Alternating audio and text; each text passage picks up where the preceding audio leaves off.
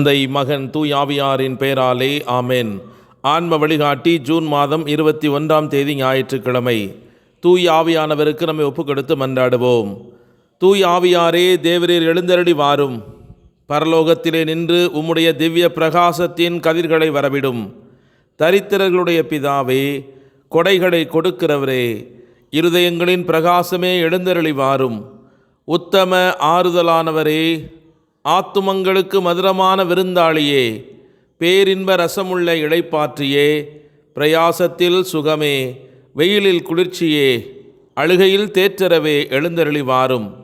வெகு ஆனந்தத்தோடே கூடியிருக்கிற பிரகாசமே, உமது விசுவாசிகளுடைய இருதயங்களின் உற்பணங்களை நிரப்பும். உம்முடைய தெய்வீகமன்றியே மனிதரிடத்தில் குற்றமில்லாதது ஒன்றுமில்லை. அசுத்தமாயிருக்கிறதை சுத்தம் பண்ணும், உலர்ந்ததை நனையும், நோவாயிருக்கிறதை குணமாக்கும், வணங்காததை வணங்கப் பண்ணும், குளிரோடு இருக்கிறதை குளிர்போக்கும், தவறினதை செவ்வனே நடத்தும். உம்மை நம்பின உம்முடைய விசுவாசிகளுக்கு உம்முடைய திருக்கொடைகள் ஏழையும் கொடுத்தருளும்.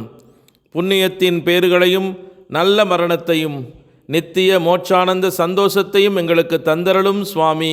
ஆமேன். மத்தேயு நற்செய்தி 10 இறைவார்த்தை. ஆன்மாவை கொல்ல இயலாமல் உடலை மட்டும் கொள்பவர்களுக்கு அஞ்ச வேண்டாம். ஆன்மாவையும் உடலையும் நரகத்தில் அழிக்க வல்லவருக்கே அஞ்சுங்கள். இது கிறிஸ்து வழங்கும் வாழ்வுதரும் நற்செய்தி. கிறிஸ்துவே உமக்கு புகழ். சிந்தனை: கடவுள் தரிசனங்கள் மூலமாகவோ அல்லது அவருடைய குரலை கேட்பதன் மூலமாகவோ நம்மிடம் பேசுவது அரிது. சில புனிதர்களின் வாழ்க்கை வரலாறுகளில் பதிவு செய்யப்பட்டுள்ளபடி அவர் அவ்வாறு செய்திருந்தாலும், ஒருவேளை அவர் உங்களுக்கு அந்த மறைபொருள் வழியில் தோன்றினாலும் கூட அது அவர் வழக்கமாக பேசும் சாதாரண வழியை விட உங்கள் மீட்புக்கும் பரிசுத்தத்திற்கும் அவசியமாக சிறந்ததாக இருக்க வேண்டிய அவசியமில்லை. பெரும்பாலான மக்களுக்கு மௌன ஜபம், உள்ளுணர்வுகள் மற்றும் ஆன்மீக ஆறுதல்கள் வடிவில் கடவுள் வெளிப்படுகிறார். உதாரணமாக, ஒருவர் ஒரு பிரசங்கத்தை கேட்கும்போது திடீரென்று ஒரு விஷயம் அவர் மனதை கலக்கி இதயத்தை குற்ற உணர்ச்சிக்கு உள்ளாக்கலாம். அல்லது ஒரு தெய்வீக பார்வை அல்லது நம்பிக்கை தூண்டலாம்.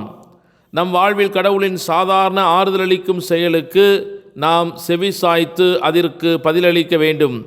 கடவுளின் குரலை கேட்பது என்பது இதை செய் அல்லது அதை தவிர்த்துவிடு என்பது போன்ற அவர் நமக்கு தெரிவிக்கும் நித்திய சத்தியத்தை நாம் பகுத்தறிந்து அவருக்கு பதிலளிப்பதாகும்.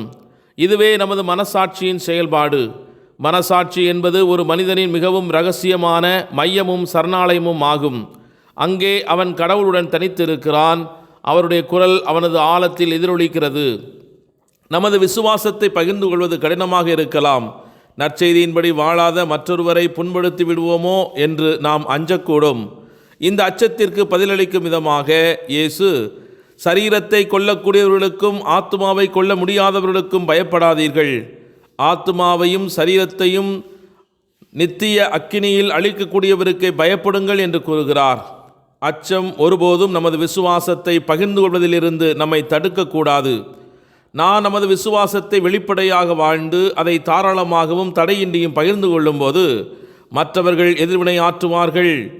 சிலர் நாம் பகிர்ந்து கொள்ளும் விசுவாசத்தை மகிழ்ச்சியுடன் ஏற்றுக்கொள்வார்கள். ஆனால் மற்றவர்களோ அவ்வாறு செய்ய மாட்டார்கள். நல்ல உள்ளம் கொண்ட கத்தோலிகளிடையே நாம் மற்றவருடன் பகிர்ந்து கொள்ளும் விசுவாசம் சரியாக ஏற்றுக்கொள்ளப்படாத போது நாம் அடிக்கடி நம்மையே சந்தேகிக்க தொடங்குகிறோம். அந்த எதிர்மறையான எதிர்வினைக்கு நாம் உணர்ச்சி வசப்படுகிறோம். அது எளிதில் கவலைக்கும் பயத்திற்கும் வழிவகுக்கிறது. இயேசுவின் அன்பான கட்டளையை நாம் நிறைவேற்ற வேண்டும் என்றால் அத்தகைய பயத்தை அன்பினாலும் புனிதமான துக்கத்தினாலும் வெல்ல வேண்டும். அவ்வாறு செய்வதற்கான ஒரு வழி, தீயவன் நம்மீது திணிக்கும் பயத்திற்கு பதிலாக கடவுளின் கட்டளையுடன் நம்மை தொடர்ந்து இணைத்து கொள்வதே ஆகும். ஆத்துமாவையும் சரீரத்தையும் அழிக்க வல்ல ஆண்டவருக்கே நாம் பயப்பட வேண்டும் என்பது இறுதியில் கடவுளின் நீதியான நியாய தீர்ப்பையை குறிக்கிறது. அதை நாம் கடவுளுக்கு பயப்படுதல் என்னும் ஆவிக்குரிய வரத்துடன் தியானிக்க வேண்டும். இந்த புனிதமான அச்சம் என்பது தண்டனை குறித்த அச்சம் மட்டுமல்ல, அது கடவுளின் நீதி மற்றும் சத்தியத்தின் மீதான ஆழ்ந்த நம்பிக்கை மரியாதையும் ஆகும். இது எல்லாவற்றிற்கும் மேலாக கடவுளுக்கு சேவை செய்ய நாடி விசுவாசத்துடன் நிலைத்திருக்கவும், நாம் வாழக்கூடிய அன்பின் மாபெரும் செயலாக நமது தனிப்பட்ட விசுவாசத்தை மற்றவர்களுடன் தைரியமாகவும் நம்பிக்கையுடனும் பகிர்ந்து கொள்ளவும் நம்மை தூண்டும் ஒரு வகையான அச்சமாகும்.